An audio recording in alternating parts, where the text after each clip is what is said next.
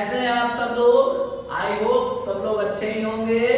तो हिंदी ग्रामर के आज के क्लास में हम लोग पढ़ने वाले हैं एक वेरी वेरी इंपॉर्टेंट टॉपिक के बारे में जिसका नाम है संधि।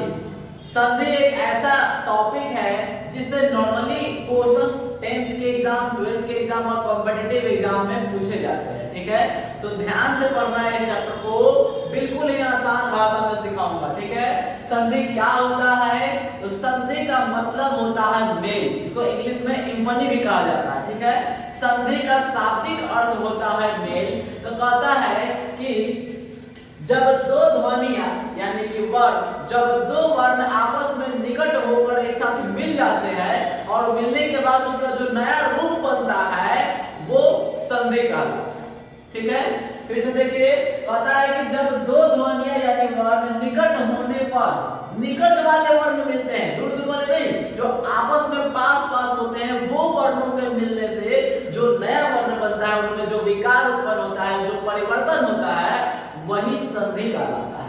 देखिए यहाँ पे कुछ बात लिखी हुई है, कहता है कि जब दो ध्वनियां यानी वर्ण निकट होने पर आपस में मिल जाती है और नया रूप धारण करती है तो वहां दो ध्वनियों की संधि होती है, यानी दो ध्वनि वहां मिल जाते हैं। अगर दूसरे शब्दों में बात करें तो क्या है, दो निकटवर्ती वर्णों के मेल से उनमें जो विकार उत्पन्न होता है यानी जो परिवर्तन उत्पन्न होता है उसे संधि कहा जाता है।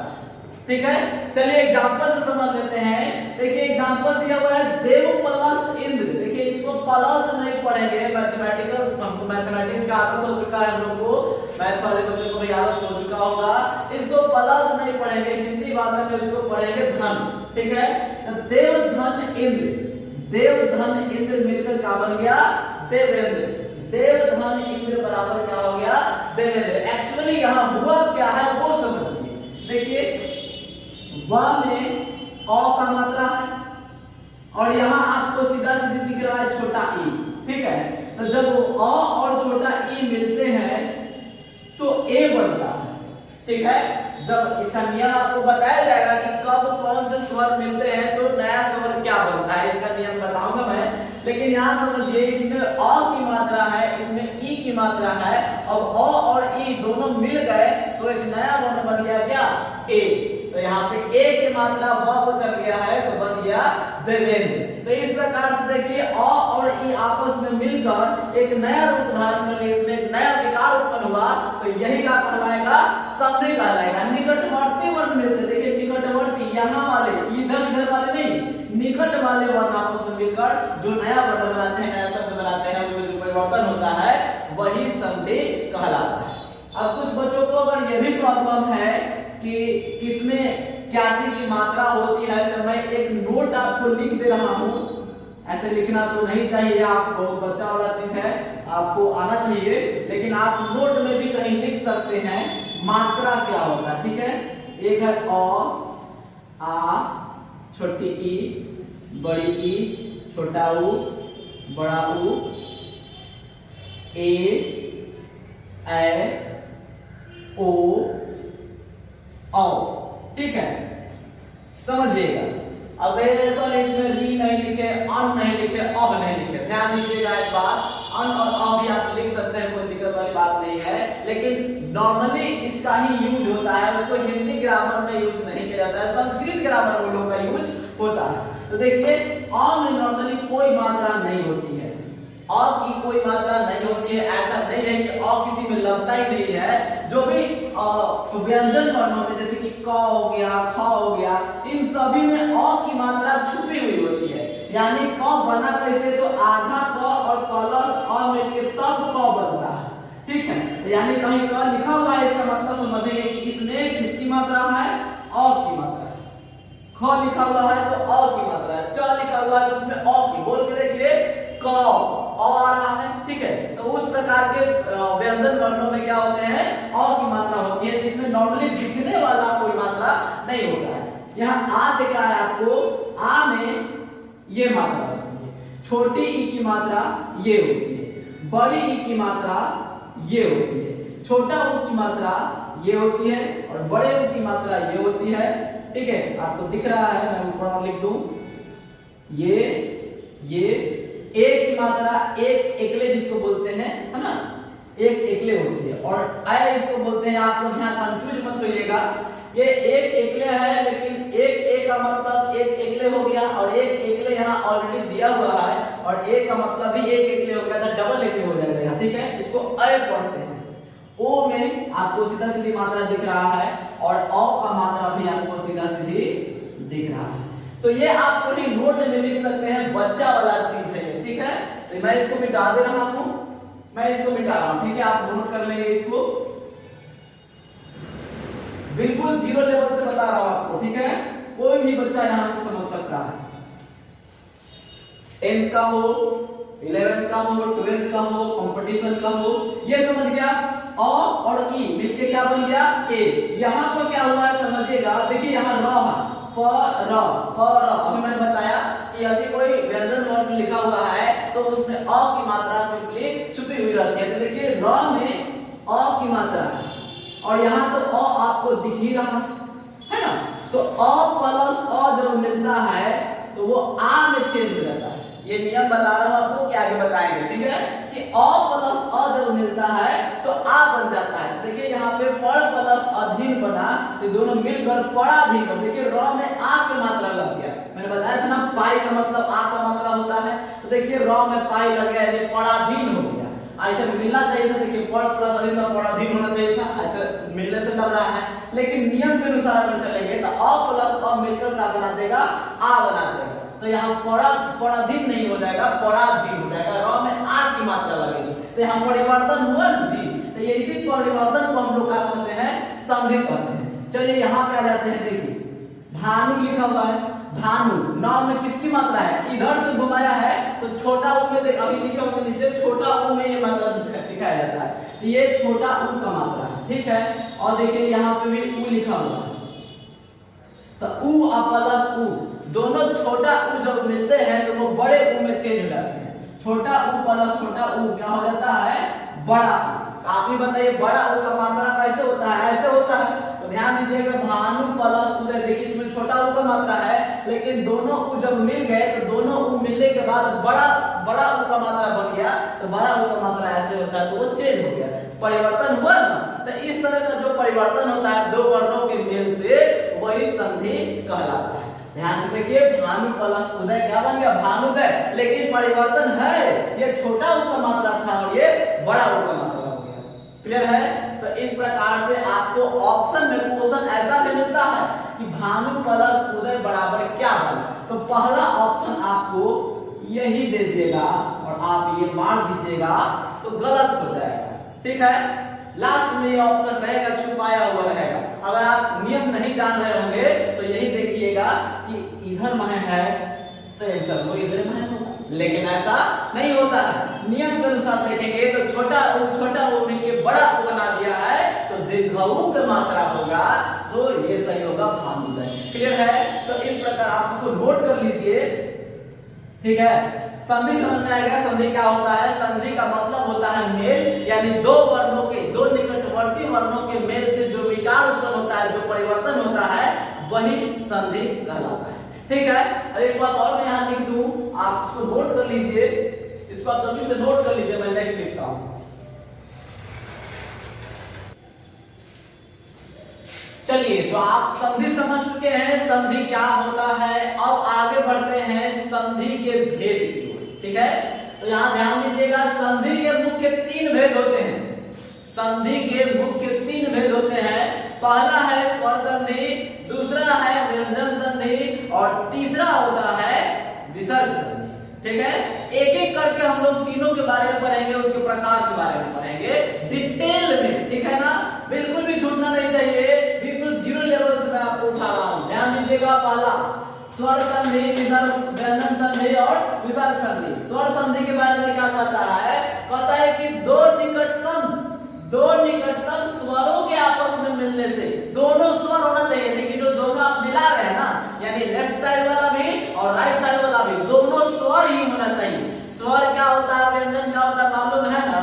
स्वर का मतलब अ आ ई ये वाला, और व्यंजन का मतलब क ख ग घ अ वाला ये वाला, ठीक है। तो ध्यान दीजिएगा, कहता है दो निकटतम स्वरों के आपस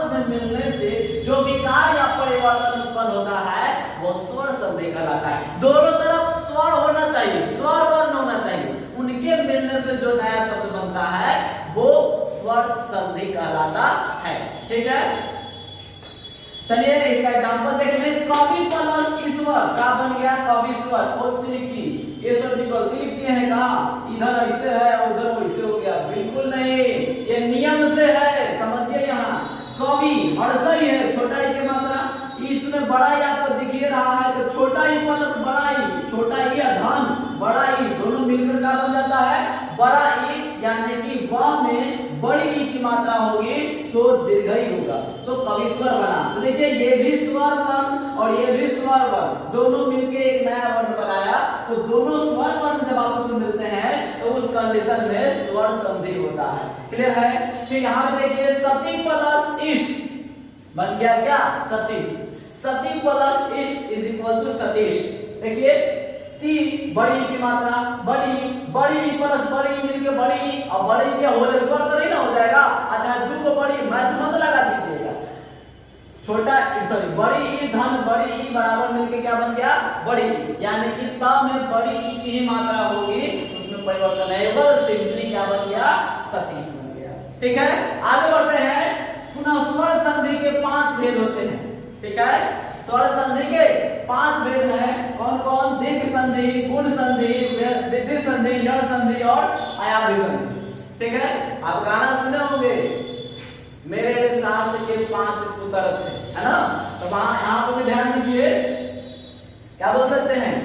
अरे स्वर संधि के 5 पुत्र थे। ठीक है, स्वर संधि के 5 पुत्र थे, पहले नंबर पर दीर्घ साथियों। ठीक है, पहले नंबर पर दीर्घ साथियों, दूसरे नंबर पे गुण संधि है, तीसरे पर वृद्धि भाइयों, 4 पे यण और 5वां अयाधि। कैंसिल हो गई प्रेम सौर जी की शादी।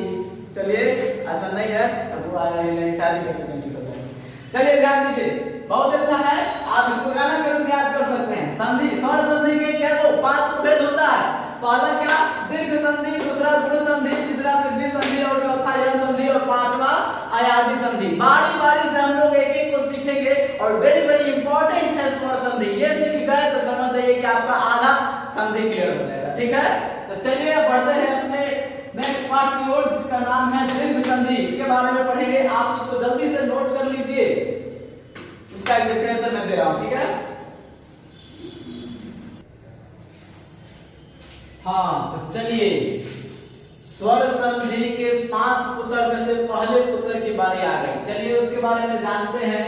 इसका नाम क्या है? दीर्घ संधि। कहता है कि जब दो सजातीय स्वर का मतलब दोनों एक जाति के, जैसे अ और आ दोनों एक जाति का है, छोटी ई बड़ी ई एक जाति का है, छोटा ऊ बड़ा ऊ एक जाति का है, तो कहता है कि ऐसे दो सजातीय स्वर आपस में निकट आते हैं या आसपास आते हैं, तो उनके मेल से जो नया विकार उत्पन्न होता है या जो नया परिवर्तन होता है वह दीर्घ स्वर के अंतर्गत आता है। देखिए क्या लिखा हुआ है?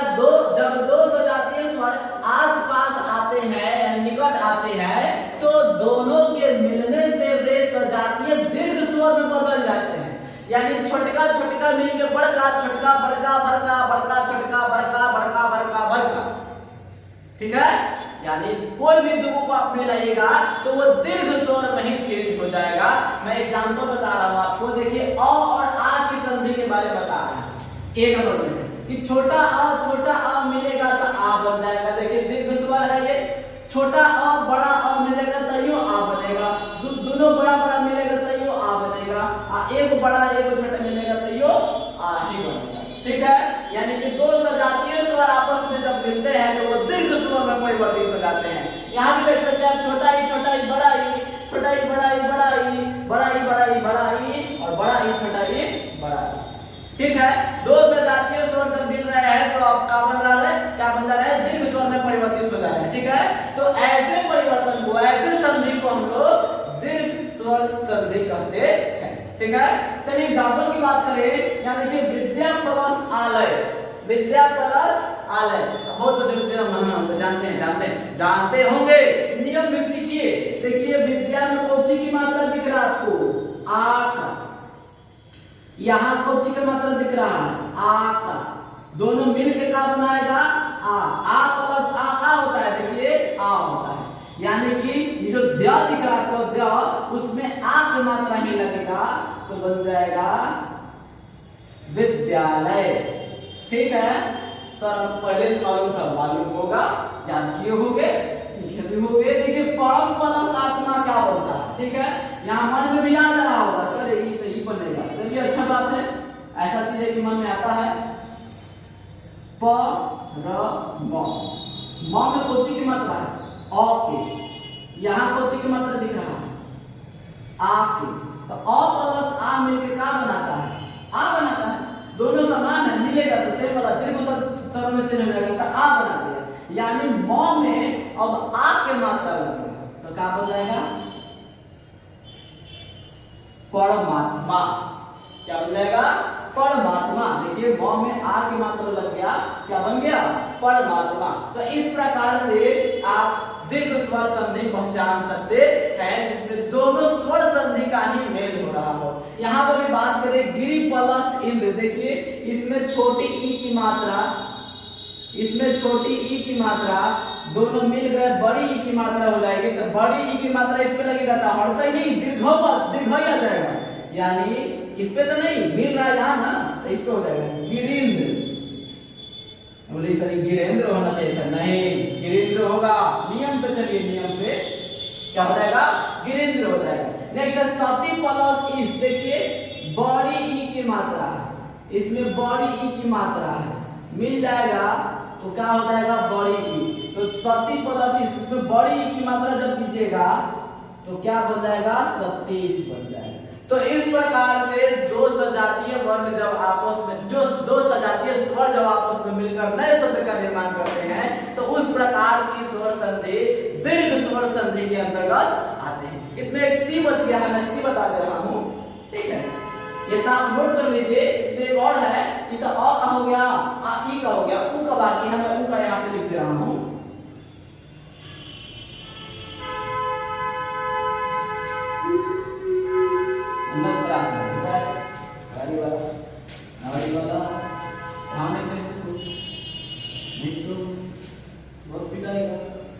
चलिए देखिए सी नंबर, छोटा ऊ बड़ा ऊ का मात्रा। ठीक है, इसकी संधि कर रहे हैं। चलिए देखिए छोटा ऊ प्लस छोटा ऊ बराबर बड़ा, छोटा ऊ प्लस बड़ा ऊ बराबर बड़ा, बड़ा ऊ प्लस बड़ा ऊ बराबर बड़ा ऊ, अब बड़ा ऊ प्लस छोटा ऊ बराबर बड़ा ऊ। ठीक है, दीर्घ में चेंज हो रहा, नाम है दीर्घ संधि, इसीलिए दीर्घ में चेंज हो जाता है। चलिए जैसे की बात करेंगे, मैंने पिछले एग्जांपल दिया था भानु प्लस उदय।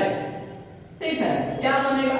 ध्यान दीजिए, छोटा ऊ का मात्रा और यहाँ छोटा ऊ का मात्रा दोनों मिलकर बड़ा ऊ बना देगा। तो बड़ा ऊ का मात्रा दीर्घ में होता है तो भानुदय हो जाएगा। समझ में आया?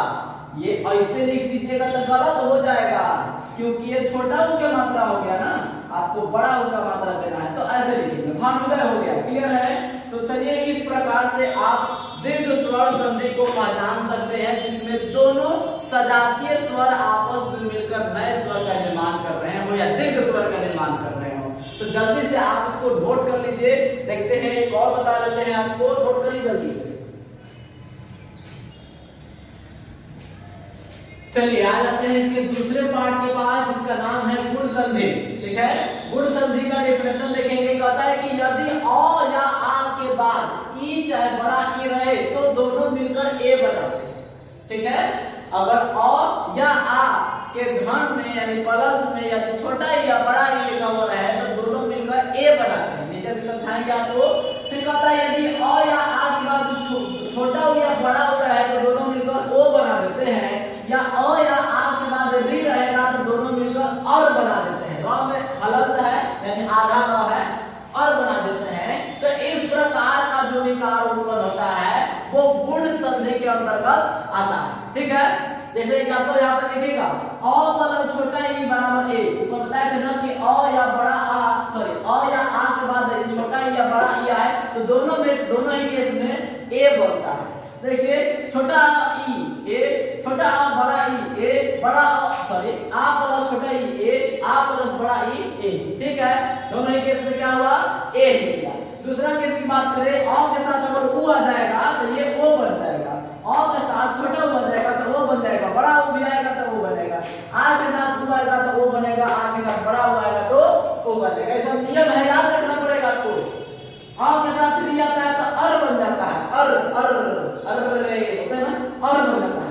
आ प्लस री आता है तभी अर बन जाता है। आइए एग्जांपल की बात करें, सुर प्लस इस, आप ही बताइए सु और र र में कैसे का मतलब आ रहा है अ के, तो यहाँ अ प्लस बड़ा ई, अ प्लस बड़ा ई, तो देखिए अ प्लस बड़ा ई मिलके क्या बनाता है ए बनाता है। हाँ ए का मात्रा क्या होता था, ए को एकले होता था ना, बताया ना, तो ये वो एकले जाके इसको पड़ेगा और बन जाएगा ये क्या सुरेश। ठीक है, सुर प्लस इस बराबर क्या हो गया सुरेश। अगले एग्जांपल की बात करेंगे महाधन इंद्र, महाधन इंद्र क्या बनेगा, देखिए हा म हा में कैसे का मात्रा आ रहा आ के मात्रा आ रहा है, तो आ प्लस ई क्या बनेगा ई सॉरी आ प्लस ई ए बनेगा। देखिए यहाँ पे लिखा हुआ आ प्लस ई क्या बनेगा ए बनेगा। तो ए की मात्रा किस पर चढ़ेगा ह पर चढ़ेगा, ह पर से पाई वाला हटा दीजिए, इस पर कोची का मात्रा चढ़ा दीजिए ए का मात्रा, तो बन जाएगा महेंद्र, महेंद्र बाहुबली। चलिए बाहुबली हो गया महेंद्र। ठीक है, आगे चलते हैं रमा प्लस इस, रमा प्लस इस, लड़के लोग को बोलती है इस। देखिए रमा प्लस इस क्या बनेगा रमा, म में कैसे की मात्रा है आ, रमा आ की मात्रा आ रहा है, आ प्लस छोटा बड़ा ई, आ प्लस ई क्या बनता है ए बनता है। तो इसमें भी ए की मात्रा डाल दीजिए, र म में ए की मात्रा रमेश। क्लियर हो रहा है। इसी प्रकार से आपको याद रखना है चंद्र प्लस उदय, चंद्र प्लस उदय। देखिए चंद्र द्र अ रहा है, यहाँ अ यहाँ उ, तो अ प्लस उ क्या बनता है ओ बनता है। देखिए द्र जो आपको दिख रहा है द्र में ओ की मात्रा चढ़ेगा, ओ की मात्रा कैसे होता है तो ऐसे होता है,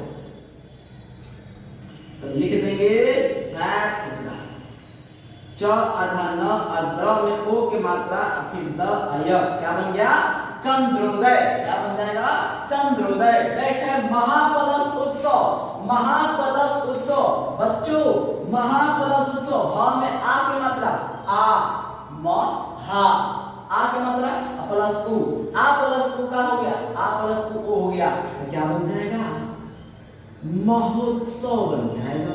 ओहो महोत्सव बन गया। क्लियर। सप्त प्लस ऋषि, सप्त प्लस ऋषि बहुत ही इंपॉर्टेंट है, ध्यान से समझिएगा। सप्त प्लस री क्या बनता है अर, क्या बनता है अर। यहाँ पे बात को समझिएगा, ये जो आधा र आपको दिख रहा है वो आधा र वहां नीचे ना लिख करके अपने से बाद वाले के कपार को चढ़ जाता है। ठीक है, जिसको आप रेफ र के नाम से जानते होंगे। ठीक है, जो आधा र आपको दिख रहा है वो र नीचे ना लिख करके अपने से बाद वाले के सिर पे जाके चढ़ जाता है, यानी कि किस पे चढ़ेगा देखिए अर, ता में अर लगाना है, तो ता के साथ अ का मतलब हो जा रहा है, ये आधा र किसके जाएगा इसके बाद वाले पे, इसके बाद वाला कौन है री सॉरी सी दिख रहा है आपको, री तो मिलकर बना दिया ना, री का कॉम्बिनेशन के लिए यूज हो गया। उसके बाद कौन सा दिख रहा है आपको सी दिख रहा है, तो उस पर रेफर चढ़ जाएगा, तो क्या बन जाएगा सप्त अर सी, सप्तर्षि। ये दीर्घई से हमसे ये रॉग है रेफर के रूप में यहाँ पे चला गया, तो बन गया क्या सप्तर्षि। ठीक है, ध्यान से बात को समझिएगा। और जो होता है उसमें का आधा र अपने से बाद वाले के सर पे चला जाता है, यानी रेफर के रूप में चला जाता है। यहाँ पर भी समझिएगा महाप्लस ऋषि, यहाँ आ की मात्रा है यहाँ री की मात्रा है, आ और री एक साथ मिल जाएगा तो क्या बनता है और। तो ध्यान दीजिएगा ह में आ नहीं लगेगा, ह में आ की मात्रा नहीं रहेगा, ह में अ की मात्रा रहेगा, तो हा खत्म होकर ह बन जाएगा। यानी म ह, और सी जो आपको दिख रहा है री तो अपना कॉम्बिनेशन के यूज हो गया, सी जो आपको दिख रहा है तो उसमें आपको और आया हुआ है ना, तो ये वाला छोटका र यानी कि आधा र जो है वो सी के कपारे पे चल जाएगा, तो ये कुछ ऐसा बन जाएगा महर्षि, महा प्लस ऋषि बराबर का हो गया महर्षि। तो इस प्रकार से आप नियम को ध्यान में रखते हुए संधि विच्छेद या संधि कर सकते हैं, ठीक है। फिलहाल तो हम लोग अभी संधि के बारे में पढ़ रहे हैं, ठीक है ना। तो ये आपका कंप्लीट हो गया गुण संधि। तो आज के लिए हम अपने क्लास को यहीं पे स्थगित करेंगे और इसका पार्ट 2 में आप देखेंगे इसके तीसरे पुत्र के बारे में जो क्या था वृद्धि संधि। चलिए जो भी हो उसके बारे में हम लोग नेक्स्ट पार्ट में पढ़ेंगे। तब तक आप इसको कंप्लीट करिए और चैनल को लाइक सब्सक्राइब एंड कमेंट जरूर किया कीजिए। आप लोग देखते हैं और करते नहीं हैं। चलिए ध्यान से इसको पढ़ लीजिए, नोट कर लीजिए। आज के लिए इतना ही रहने देते हैं। चलिए बाय बाय, पढ़ते रहिए, हंसते रहिए, मुस्कुराते रहिए।